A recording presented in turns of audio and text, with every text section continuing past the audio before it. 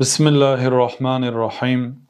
الحمد لله والصلاة والسلام على رسول الله وعلى آله وأصحابه ومن والاه. اما بعد، صاحب کتاب در کتاب خطوات الى السعاده گفتند که کیف اکون مخلصا لله فی جمیع اعمالی، چگونه در تمام کارهایم شخصی مخلص شوم، شخصی که به خاطر الله میکند یک عمل، نه به خاطر غرضی از غرضهای دنیا. غرضی دنیا یعنی همه چیز، هر چیزی که خواه پول است، خواه مال است، خواه شهرت است، خواه آبرو است، خواه به خاطر یگان کس است، اینا همش غرضی دنیا میشد. مخلص خالص یعنی آدمی که عمل خالص برای الله میکنه، 100%، 99% برای الله و 1% برای دیگر چی نه، خالصا لله. انا همین آدم مخلص است. در درس گذشته گفتیم که شیطان وقتی که قسم یاد کرد که من فرزندان آدم همشه گمراه میکنم، غیری مخلص ها گفت، اینها نمیتونم.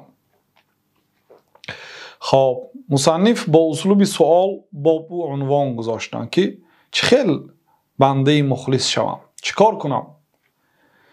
الشیطان یتعرض للانسان لیفسد علیه عمله الصالح. شیطان به انسان روبرو میشه تا اینکه عملهای نیکی او را ویران کند. عملهای آدمهای گنده را به سوی کارهای بد میبرد، لیکن آدمهای نیک چی؟ حرکت میکنند که این کارهای نیکشون را ویران کند.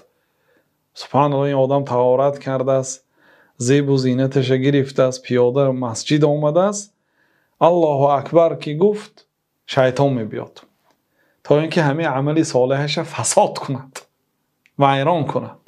ولا يزال المؤمن في جهاد مع عدوه ابلیس.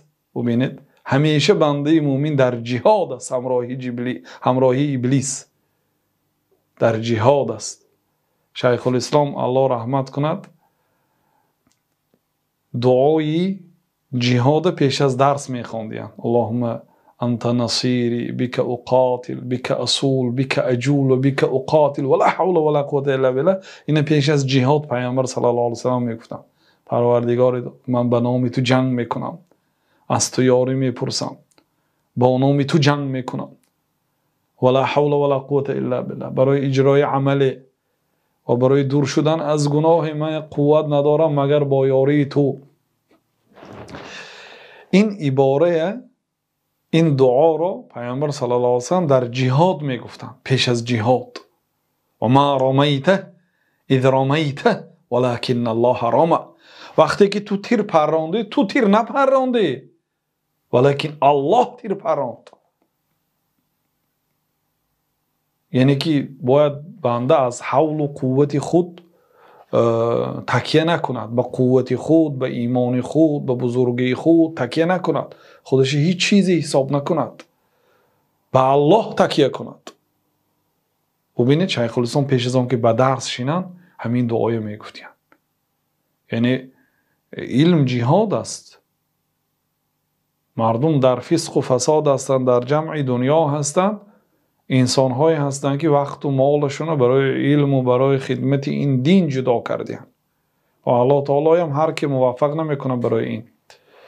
خلاصه ببینید بنده مومن همیشه در جهاد از همراهی شیطان. جهاد چی؟ یعنی مبارزه. او شما میخواهد که ویران کند و فاسد کند و فاسق کند و کافر کند، حتی در آخرین لحظه می آید وقتی کندنی جان است، الله سلامت و العافیه، لا حول ولا قوة الا بالله، در اما آخرین لحظه خطرناک انا همونجا می بیاد با تمام قوتش حرکت می کند که این بنده از دنیا کافر مرد. اگر کافر مرد دیگه این قدر عملهای کردگیش همش صفر میشه، دیگر بیفایده میشه. بنابراین بسیار کوشش میکند.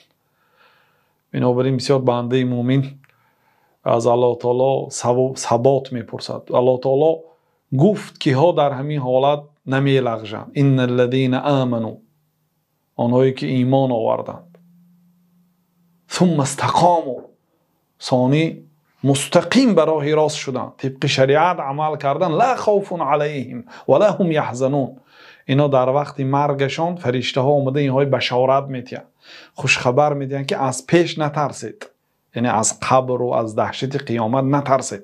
انسان در وقت جان دادن بسیار حالتی وزنین ترین حالت در حیات انسان وقتی کندن جان است. ان المؤمن یموت بعرق الجبین، پیامبر صلی الله علیه و سلم میگه مؤمن با عرق جبین میمیرد.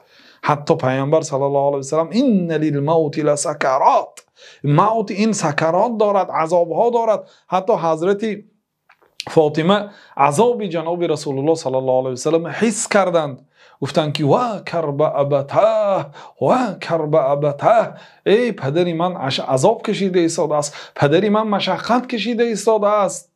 پیامبر صلی الله علیه و سلم نگفتند که پدرت عذاب نکشیده ایستاده است، نگفتند، بلکه اقرار کردند، گفتند که لا کرب علی ابیک بعد الیوم، بعد امروز به پدرت دیگه کرب نیست. گفتند مشقت های دنیا بعد امروز به پایان میرسد برای پدرت، چون که وعده الله هست بهترین منزلت در آخرت از آن حضرت محمد علیه السلام هستند.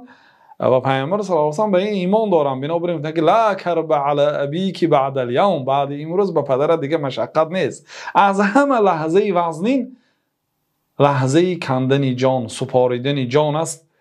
در آن حالت الله تعالی استوار و ثابت قدم میگرداند آنهایی که ایمان آوردند و در دنیا مستقیم بودند، بدین عمل کردند. برای بدین عمل کردن و مستقیم شدن علم و مختن لازم است. خلاصه بنده مومن همیشه در جهاد و در مبارزه با دشمنش ابلیس است، حتی یلقا ربه علی الایمان به، تا آنده به که پروردگارش با ایمان واخورد.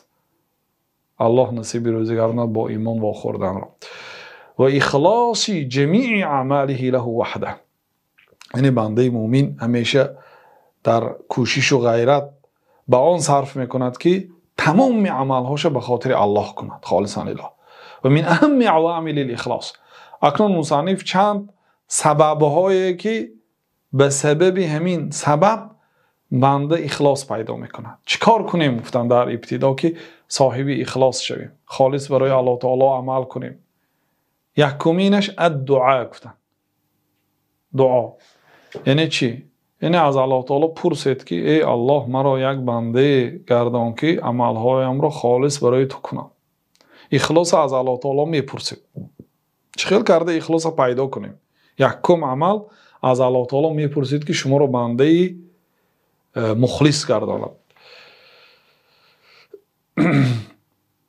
الهدایت بید الله تعالی، هدایت در دست الله تعالی هست. ببینید والقلوب بین اصبعین من اصابع الرحمن یقلبهما کیف یشاء، قلب ها در بین دو انگشت الله تعالی است، به هر طرف که خواهد برمیگرداند.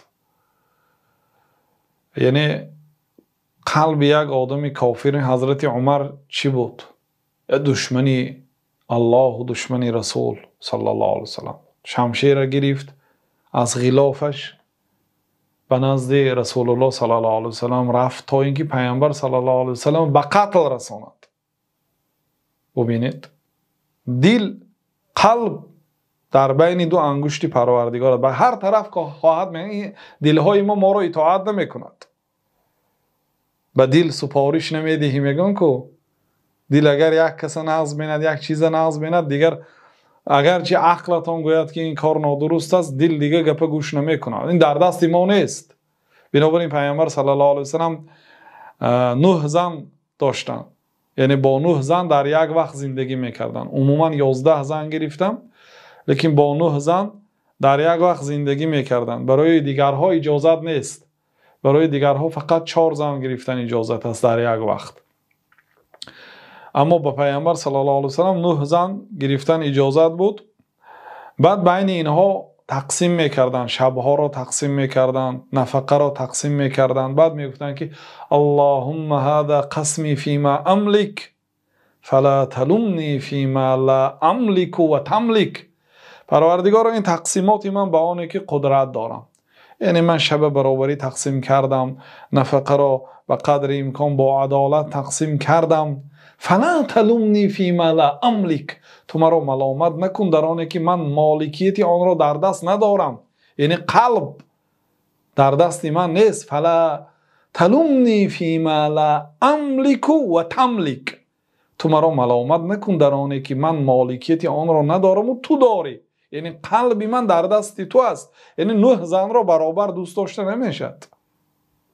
بسیار کارها هست که منشأ و سرچشمه است از محبت سر میزند. یعنی محبت که شد بعد دیگر کارها می شود. محبت نمیشد برابر به 9 کس تقسیم کرده. این مالکیتش در دست من نیست گفتم. این در دست تو است. در این مسئله یعنی در محبت من عدالت کرده نمیتونم. بنابراین الله تعالی در یک جای قرآن که شما اگرچه بسیار حریص باشید بین زنها عدالت کرده نمیتونید، مراد یعنی محبت و علاقه را برابری تقسیم کرده نمیشه.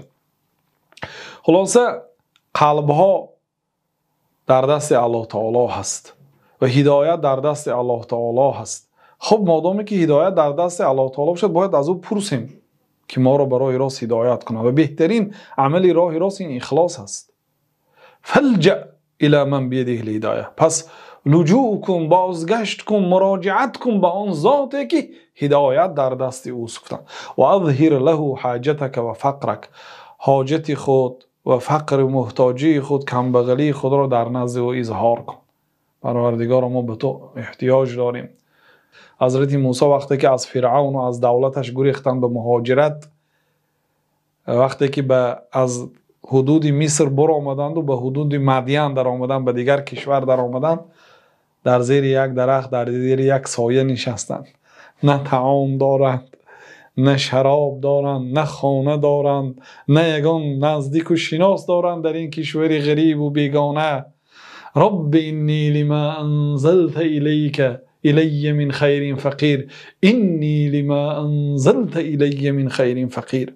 پروردگارا به هر چیزی که تو از خیر نازل میکنی من محتاج هستم. کمک نگذشته 2 دختر آمد. کمک نگذشته اون 2 دختر پدرش به مهمانی فریاد کرد. این 2 دختر خانه‌دار کرد.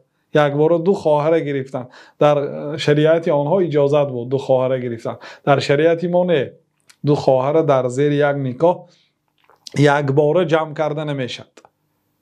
اما یکیش اگر طلاق دید یا وفات کند، دوم خواهرش گرفته میشه. لیکن یک بار 2 خواهر کنداش کرده نمیشد. اینا بین همدیگر بعد جنگ و جدال میکنه، همدیگر بعد میبینن که مخالف مقصود شریعت هست. شریعت به نیکی کردن به خویشاوندان امر کردگی است و از همه نزدیکترین خویشا بعد پدر و مادر این خواهر و دادر است. 2 خواهر اگر همدیگریش بد بیند، دشمنی به همدیگر کند که این عادت طبیعی کنداشا هست، این به مقصود اساسی شریعت موافقت نمیکنه. بنابراین الله تعالی و امت اسلام اینه حرام کرد. لیکن در امت آنها حلال بود. یک بار 2 خواهر خانه‌دار شدن، 2 دختره. پدرش هم آدمی بزرگ بود. خانه‌دار شدن، خانه دارن، جای کار دارن، 2 همسر دارن. برای چی؟ برای اینکه به الله مناجات کردن، به خاطر الله هجرت کردن. پروردگار من به نیکی های تو محتاج هستم. فهمیدید؟ برای همین مصنف الله تعالی محافظت کند. استاد ما را میگن که حاجت خود را و فقر خود را به الله تعالی اظهار کن. واسأله دوما اخلاص. همیشه از الله تعالی اخلاص پرس. راه میگردی، به سوی کار میری، به خانه میآیی، یعنی که در حالت نشستنت، خستنت، همیشه از الله تعالی اخلاص پرس. وقد كان اکثر دعای عمر بن الخطاب رضی الله عنه. در حقیقت اکثری دعای حضرت عمر، از همه دعایی که حضرت عمر ابن خطاب بسیار میکردند چنین بود: اللهم اجعل عملی كله صالحا. ای الله تمام عملهای مرا صالح کردم. یعنی در همین مدت 24 ساعت هر یک عملی که میکنم عملی صالح باشد. و جعله لوجهک خالصا. لیکن همین عملهای صالح همشه به خاطر خودت گردان، خالصا لله باشد، نه به خاطر مردم. مثلا نماز خواندن عملی صالح، درس گفتن عملی صالح، به درس اشتراک کردن عملی صالح، لیکن این به خاطر الله شود ثانی قبول دارد. بنابراین میگن که همشه به خاطر خودت خالصا لله قبول کن. ولا تجعل لاحد فیه شیئا. برای یگان کس در عملهای من چیزی نگذار. یعنی عملهای من به خاطر یگان کسی دیگه نباشد. این دعا را حضرت عمر بسیار میکردن. امام احمد در کتاب زهد روایت کرده. این یکمین سبب که به همین سبب آدم صاحب اخلاص می شود. دعا. دومینش اخفاء العملی، حرکت کنید تا به درجه یک صاحب ایمان شدن که در آن وقت دیگر مردم عملی شما رو می بیند نمی بیند، دیگه پروا نمی کنید. با اون تا با اون مرتبه رسیدن عملهای پنهان کنید، نداند مردم. كلما استتر العمل الذي يشرع فيه الاخفاء، هر وقتا که عمل پنهان شود، اون عملهایی که پنهان کردنش مشروع است. بعضی عملهای پنهان کرده نمیشد، وی باید آشکار کنیم، مانند نماز جماعت و مردم میبینن. خب کسایی که ندیدن اونها نمیگویید این نماز عصر خوانده اومدیم نمیگویید. لیکن خیلی کسی دید آن عملهایی که پنهان کردنش مشروع است، یعنی امکانیت هست. کان اقرب الى الاخلاص و ارجى للقبول، یعنی این عمل به اخلاص نزدیکتر میشد و به قبول نزدیکتر میشد، امیدی قبول شویش بسیارتر میشه. اگر عمل پنهان ماند بین الله و بین خودتون، حرکت کنید یه عملهایی داشته باشید که همسرتون هم نفهمد و دخترتون و پسرهاتون هم نفهمد، هیچ کس نفهمد. همیشه عمل هر یک آدم داشته باشد، بعد به همان عمل تکیه میکنید. این عملهای ظاهری دشوار است. این عملهایی که مثلا کلان است، عملهایی در نظر مردم نمایان است، این عملها که به جنت در آمدن دشوار است. اون بعضی عالمای علمی نحو بودن، کتابهاشون تمام مشرق و مغرب، هر یک ملا بچه، هر یک طالب علم تا عالم شدن اول کتاب اونها میخواند، زبان عربی میآموزد، قاعده قانونی زبان عربی، گراماتیک عرب. یعنی وقتی که وفات میکند بعضی نزدیکانش میپرسند که با کدام کتاب هایت واردی بهشت شدی؟ چند کتاب نوشته است؟ الله به کتابهاش قبول داده است. کتابهاش مردم در تمام مشرق و مغرب میخوانند. با کدام کتابت واردی بهشت شدی؟ میگم با یگان کتابم. با بعض کمپیرهای محله سوره فاتحهش اصلاح کرده بودم. کمپیرهای بیچاره سوره فاتحه اون طرف بسم اللهش خطا است. یک بسم الله الرحمن الرحیم گفته نمیتوند، بسم الله الرحمن الرحیم میگه مثلا، خطا است. او بسم الله اصلاح کردن یک مشکل است، اون سوره فاتحه اصلاح کردن مشکل. اون سوره فاتحه اگر اصلاح نشود نمازش اصلاح نمیشد. این اما یک کمپیرک بیاد و یک عالمی کلان، اون عالمی کلان 1000 نفر در مسجد منتظر است، یک کمپیرک بیاد و بود که من سوره فاتحه ما خوانم درست کنید، بود اگر نظرش نمیگیرد این عمله. چون برای چی؟ برای اینکه این کمپیر از این اصلاح کردن مشقت از اونجا مردم این انتظار است. لیکن همین عمل اگر خالصا لله کند، شاید همین عمل که جنت بداره. بعد میاد که من همین یک چند کمپیرهای محاله و سوره فاتحه اصلاح کرده بودم، اونا قرائت کردم، من اصلاح کردم، به سبب همین وارد بهشت شدم. عملی کم، همین عمل اگر آدم خالصا لله کند انشاءالله خیر است. خب والمخلص الصادق يحب اخفاء حسنات، آدمی که مخلص است، عملها را خالصا لله انجام میده و صادق است، راستگوی هست، با همراهی الله تعالی راست است، در ایمانش راستگوی هست، این آدم حرکت می‌کند کارهای خیرش پنهان کند. کما يحب ان يخفى سیئات، هر یک آدم دوست می‌دارد که گناهش هیچ کس با خبر نشود. همه می‌خواهد که از گناهش دیگرها با خبر نشود. خب مادامی که نمیخواهی که از گناهت آدم‌ها با خبر شوند، اینچنین حرکت کن که عمل‌های خیرت هم آدم‌ها ندانند. وتقدم في حديث 7 الذين يظلهم الله في ظله يوم لا ظل الا ظله ورجل تصدق بصدقة فاخفاها حتى لا تعلم شماله ما تنفق يمينه متفق عليه. و در مبحث های بالای کتاب گذشت که حدیثی 7 نفر شخصیت هایی که روز قیامت در زیر سایه الله تعالی قرار میگیرن، روزی که غیر سایه الله تعالی دیگر سایه نیست. از بین این 7 نفر آدم ها پیامبر صلی الله علیه و سلم یا آدمی را ذکر کردن، گفتن که مردی که با دست راستش صدقه کرده است، دست چپش بیخبر مانده است. یعنی مراد همسایه ها، خویش و تبار، زن و فرزندا، نزدیکانش از همین خیرش بیخبر، هیچ کسی نمیدونه. همین آدم روز قیامت در زیر سایه الله تعالی قرار میره. این حدیث در صحیح بخاری و مسلم است. يقول بشر بن الحارث رحمه الله: لا تعمل لتذكر اكتم الحسنة كما تكتم السیئه. بشر ابن حارث گفتن که عمل نکن تا اینکه مردم تو را ذکر کنند، یعنی به خاطر اینکه در ورد زبان مردم شوی کار نکن، برای نامنبرات، برای مردم مرا ذکر کنند و تعریف کنند کار نکن. کارهای نیک را پنهان کن، چه خیلی که کارهای بد را پنهان میکنی. گفتن وقد فضلت نافلة صلاة اللیل على نافلة النهار. در حقیقت نماز شب بهتر گردانیده شد از نماز نافله روز. یک آدم بین مثلا بعد آفتاب برآمدن تا وقت زوال، تا ساعت از پیشین 2-3 دقیقه پیش وقت زوال میشد، آفتاب قیام میشد، از حرکت باز میستد، اونجا نماز خواندن منع است. تا همون اجازت است. بعد آفتاب برآمدن قد یک نیزه تا آفتاب از حرکت باز ایستادنش وقتی نماز است. و اینچنین بعد نماز پیشین تا عصر اجازت است. یعنی اینقدر در روز شما وقت دارید که نماز نافله خوانید. نماز نافله روز بهتر است یا نماز نافله شب بعد نماز خفتن شروع میشه تا اذان بامداد؟ کدامش بهتر است؟ نماز شب. نماز شب برای چی از نماز روز افضل گردانیده شد؟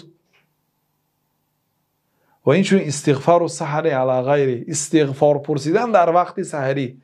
سحری یعنی آخری شب، بعد آخری شب وقت اذان می آید. از وقت اذان پیشتر این سحر است. سحری میکنید کو؟ سحری ها در آخری قسم شب میخورید. کسی روزه می داشته و سحری میکند. برای چی سحری گفته شد؟ یعنی در وقت سحر اون خوراک را خورده میشد. در همان وقت استغفار پرسیدن، طلب مغفرت پرسیدن بهتر است از طلب مغفرت پرسیدن در روز. فرزندان حضرت یعقوب گفتن که استغفر لنا، ای پدر جان ما، برای ما از الله تعالی مغفرت بپرس که ما در حق تو اینقدر جور کردیم. 30 سال پدر گریه کنانیدن. یوسف دوست دیدن بردن، گفتن ما به قتل یوسف گرگ خورد گفتن. خلاصه 40 سال حضرت یعقوب یوسف ندیدن. بنیامین دوزدن بردن، این خیلی کارهای کردن. یک برادر دیگه یهودا دیگه نه آمد. حضرت یعقوب علیه السلام خیلی یعنی درد آوردن این فرزندانشان. یوسف از پدر جدا کردن، اینقدر سبب مشکلی ها گشتن و در آخر گفتن که پدر جان ما از الله تعالی در گناه های ما مغفرت طلب کن.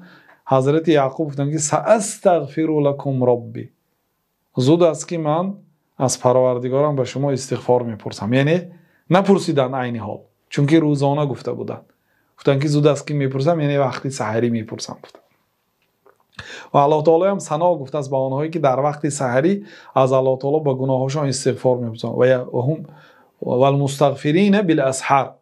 الله تعالی گفت که آنهایی که در وقتهای سحر از الله تعالی استغفار میپرسند. خلاصه استغفار سحر از استغفار غیر سحر، نماز شب از نماز روزانه یعنی نافله ها افضل گردانیده شد. لان ذلك ابلغ فی الاسرار، چون که این بسیار به پنهان کردن عمل نزدیک است. یعنی این عمل ها مخفی میماند غالبا تا آدم خودش نگوید، هیچ کی به خبر و همه خواب از در این حالت. و اقرب الی الاخلاص، برای اخلاص نزدیکتر است. بنابراین حرکت کنید، کارهای خیر شبانه اجرا کنید. گفتن این دومین سبب. در همین قدر کفایتی میکنیم. الله اعلم. صلی الله و سلم علی نبینا محمد و علی آله و صحبه اجمعین.